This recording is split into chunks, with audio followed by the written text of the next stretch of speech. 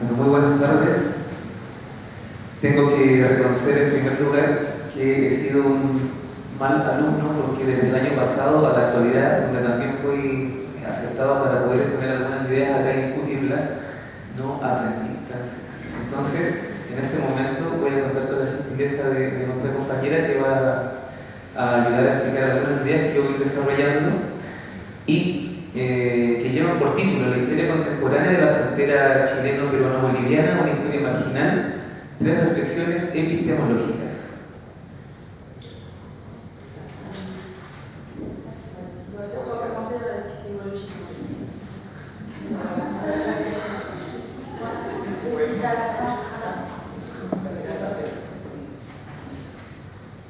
Bien, esta exposición y el título que acabo de enunciar se va a dividir en dos partes, en dos tiempos.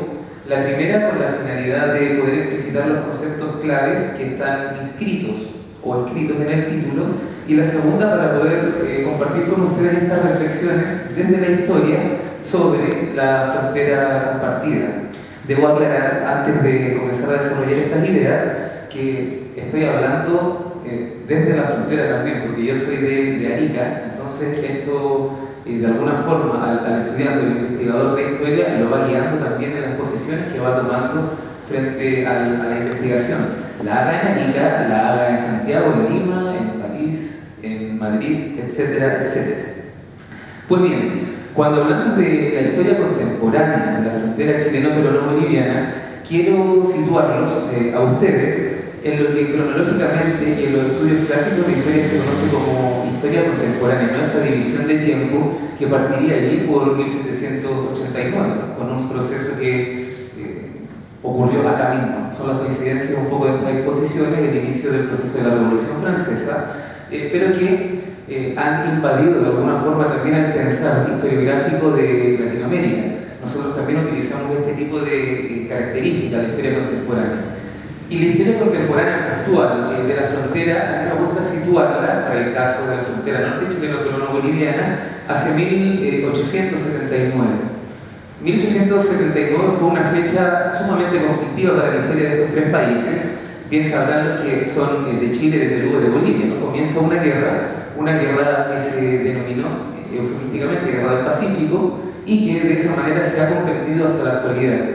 Algunas revisiones del proceso intentan hablar y postular una versión un poco más sensata, como la Guerra del Salitre, por colocar un ejemplo.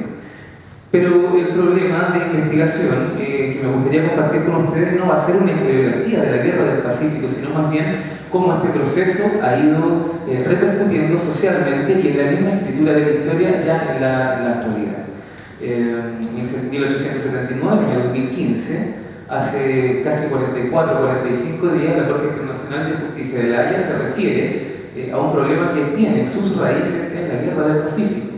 Y en el año 2008, como también muchos de acá lo sabemos, el Estado peruano, bajo la presidencia de Ana García, también presenta una demanda contra Chile por territorios marítimos, kilómetros, que se debatieron y en los cuales el Estado chileno salió, entre comillas, perjudicado por la pérdida de estos territorios. Esta es la historia contemporánea, ¿verdad? La que comienza entonces hacia 1879 y después se va a cerrar con unos tratados hacia 1883 con el Perú, el Tratado de Ancón, luego en 1929 también el Tratado de Lima con el Perú, en 1884 una tregua con Bolivia y en 1904 la cesión definitiva del territorio litoral boliviano al Estado chileno. Este pensar la historia desde unos sucesos del siglo XIX a otros que están repercutiendo jurídicamente para la integridad del territorio chileno ahora en el 2015 nos permite pensar en la segunda parte del título, que es la frontera, ¿verdad? Y comprender la inestabilidad de esta frontera.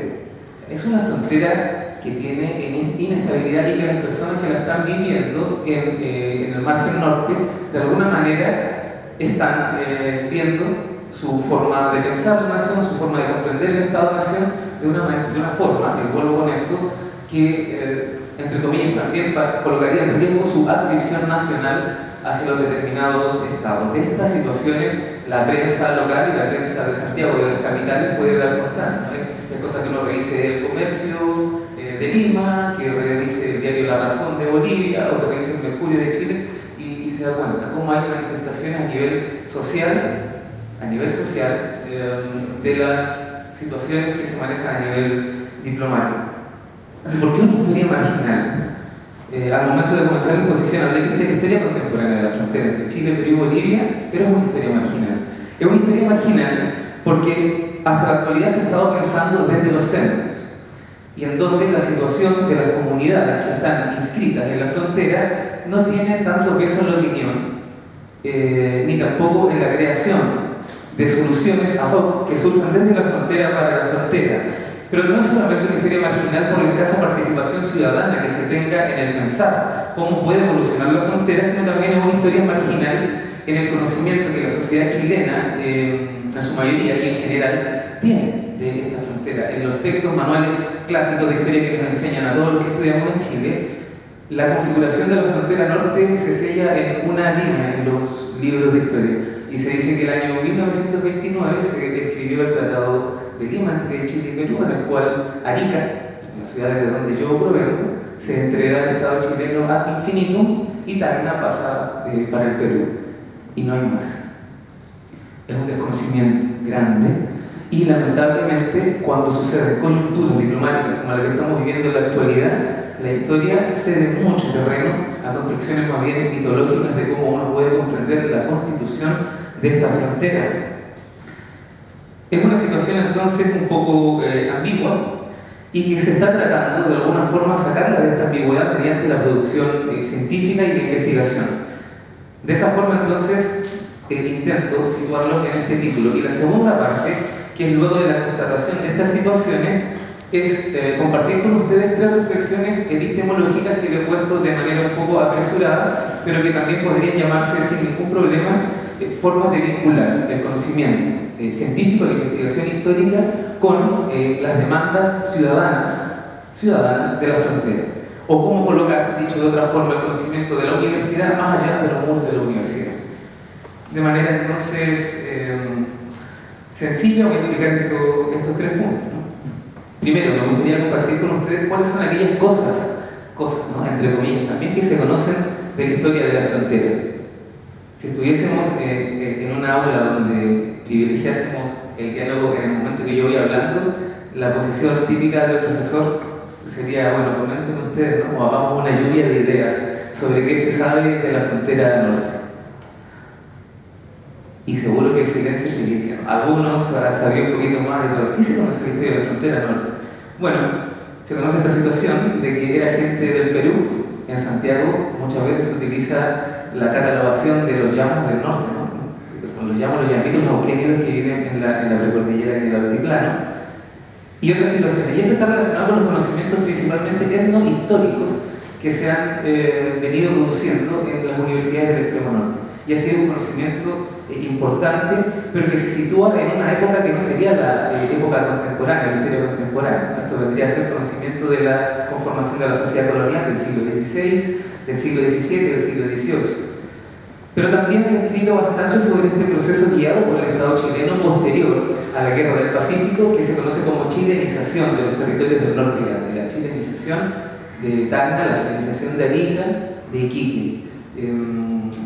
Bastantes publicaciones han aparecido en los últimos 10 años sobre estos temas, pero una década para impactar en la conciencia nacional y en la educación de la gente es poco. 10 años es poco. Sin embargo, hay un sinfín de temas aún que están investigados para la constitución histórica de la frontera. Por ejemplo, las temáticas de género. La mujer en la historia de la frontera, la mujer es un actor social invisible totalmente. La historia económica para una zona de frontera tan importante para Chile es una historia olvidada. La historia de los medios de comunicación y cómo han reproducido determinadas ideologías nacionalistas es también otro de estos temas invisibles. En fin, problemas como la justicia, la instalación de instituciones que normalizan la conducta de la frontera es otra de estas situaciones. Ahora, ¿cómo desde la investigación científica poder contribuir a llenar estos vacíos, estos silencios y hacer algo, entre comillas, ruido, ¿verdad? Y yo creo que una de las posibilidades que da la investigación en el exterior, no digamos en Chile, no digamos en la frontera, sino afuera, es utilizar, buscar o rastrear nuevas fuentes históricas que nos permitan postular una heteroglosia de las voces que uno como investigador puede levantar. Sacar del margen la historia, ya no desde el caso chileno, sino desde los contextos europeos, como lo que se está realizando en este momento. Conocer un poco más y de qué manera puntualmente para bajar esto a un nivel más práctico. Y voy a profundizar en esto brevemente. El atraso que tenemos en algunas instituciones en Chile para colocar a disposición de la comunidad que hace investigación histórica con los archivos y con las fuentes es una situación que se debe, creo yo, imitar, porque lo que sucede con hemeroteca digital, ¿no?, o con archivos en España o en Francia, el nivel de producción lo acelera y lo incrementa de manera evidente, ¿no? La Biblioteca Gálica, la hemeroteca de la Biblioteca Nacional de España pueden acelerar el ritmo de producción, pues, por colocar un ejemplo, ¿no? Los primeros estudios que comencé a hacer de la frontera, cuando uno tenía que estar con el periódico, con el diario, dando vueltas a la hoja y hoja para encontrar un descriptor, y uno en la actualidad coloca un motor de búsqueda y sitúa allí o frontera, la multiplicación de las fuentes que a ti te sirven para construir una narrativa historiográfica son exponencialmente diferentes. Pero eso no debería quedar allí. Y esta es la tercera y última parte de las reflexiones epistemológicas. Yo creo que este conocimiento histórico que se puede diversificar echando mano a la documentación de frontera, digitalizarla y ponerla a disposición de la comunidad, esté donde esté, en la frontera o esté en otras latitudes, tiene que pasar necesariamente a una acción ciudadana o a una acción política. El conocimiento dentro de las universidades sobre la frontera y para la comunidad de la frontera no debiese quedarse entre los muros universitarios. Tendría que haber una acción fuerte de las personas que estamos trabajando dentro de las universidades para contactarlas con la ciudadanía. Pues finalmente el conocimiento que nosotros trabajamos es de la historia de la ciudadanía, de la sociedad fronteriza, y tiene que haber un proceso de redistribución. Pero este proceso de retribución necesariamente requiere parapetarse o situarse desde una posición. Y es la posición de que esa gente de frontera pueda ejercer del modo más claro su soberanía y que no continúe siendo pensada desde otros sectores del país. ¿Por qué no pensar en educar con historia local o historia de la frontera en las escuelas, en las juntas de vecinos de nuestro país? Y conectar entonces la universidad con la comunidad local. Un poco echar a andar este viejo paradigma de que las universidades son los cerebros que ayudan a pensar. Pero la universidad se construye y se constituye entre varios agentes que habiten allí en la frontera. Resumiendo entonces, la historia contemporánea de la frontera chileno-peruano-boliviana tiene que salir de su condición de marginalidad, multiplicando, si es que se puede, y con la ayuda de todos los que están aquí presentes, estas tres reflexiones epistemológicas bastante humildes y que espero hayan quedado del modo más claro para ustedes. Muchísimas gracias.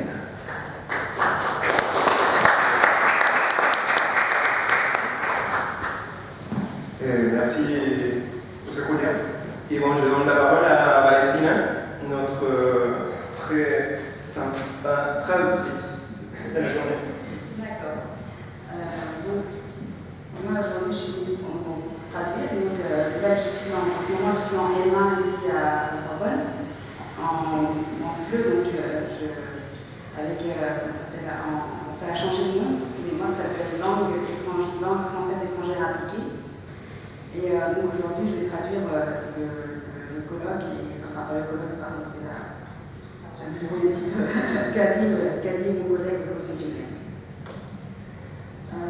Donc ce sera un résumé sur ce qui se passe donc sur la frontière chileno-péruano-bolivienne.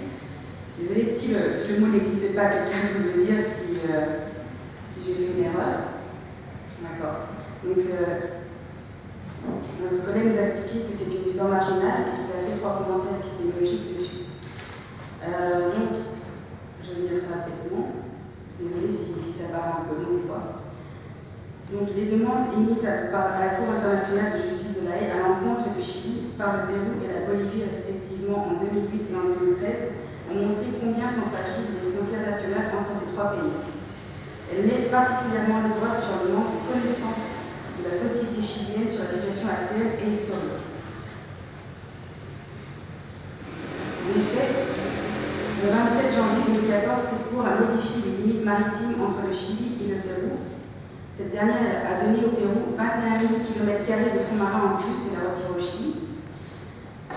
En ce qui concerne les différends avec la Bolivie, la Cour de justice a rejeté l'objection chilienne le 24 septembre dernier. Cette objection consistait à démontrer l'incompétence du tribunal à statuer sur la demande bolivienne avoir accès à l'océan Pacifique par le Chili. Les racines historiques de ces deux problèmes remontent à la guerre du Pacifique entre le Chili, le Pérou et la Bolivie, commencée en 1879. Ce conflit modifia les frontières des pays concernés.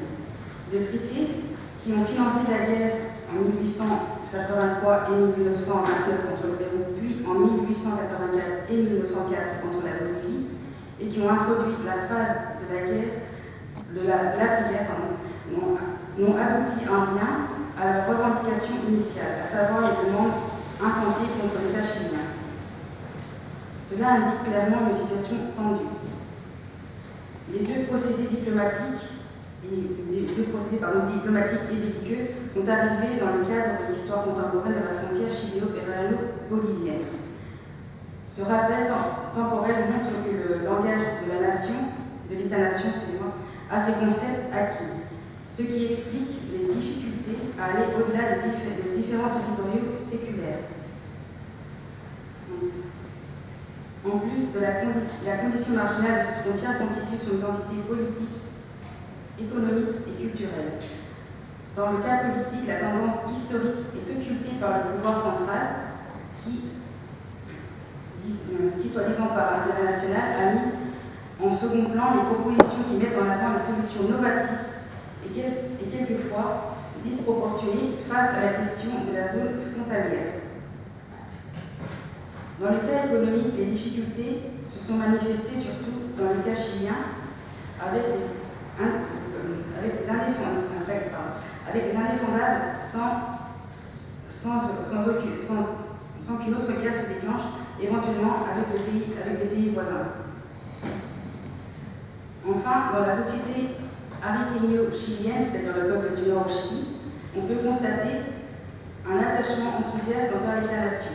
Là-bas, les fondements historiques se transfigurent en mythes de consommation facilement, surtout avec le flux d'informations apportées par les médias de masse à propos de la délicate situation frontalière.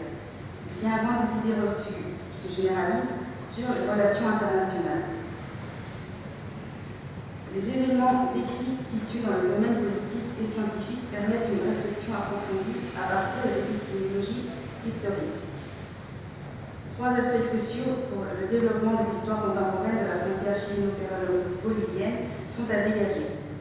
Quelles ont été les thématiques précédentes pour analyser à partir de l'histoire frontalière?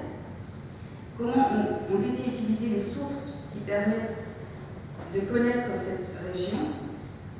Et de quelle manière ces sources historiques inédites sont-elles impliquées dans le savoir académique et la communauté frontalière? Et comment ce savoir pourrait vivifier la souveraineté et la conscience du citoyen frontalier au nord du Chili? Et tout ce qu'on m'a révélé à travers pour l'instant. Merci beaucoup, Valentina. Et alors, je vous laisse la parole à vous si vous avez des questions à poser par rapport aux deux communications. Donc,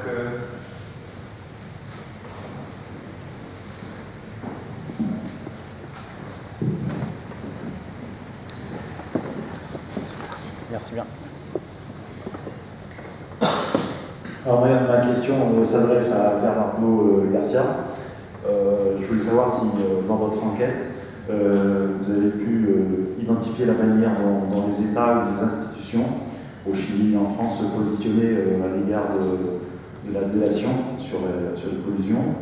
Ça, c'est la première question. La deuxième, qui découle de la première, est de savoir si vous êtes arrivé à faire une différence entre le Chili et la France, s'il y a une institution qui est un peu plus clémente à l'égard de ces pratiques. Et troisième question, c'est qui découle aussi de la deuxième question, savoir si finalement lequel des deux pays mène la politique la plus offensive sur le plan de la libre concurrence. Politique de libre concurrence. Oui, c'est vrai. Merci pour les questions très intéressantes. Alors, ce qu'on appelle délation compensada ou procédure de clémence en droit, en fait, ça n'existe pas depuis très très longtemps au Chili. Et ça a été justement adopté il n'y a pas très longtemps, il me semble que c'est par la loi de 2009. Justement parce qu'en Europe, aux États-Unis, c'est vu comme là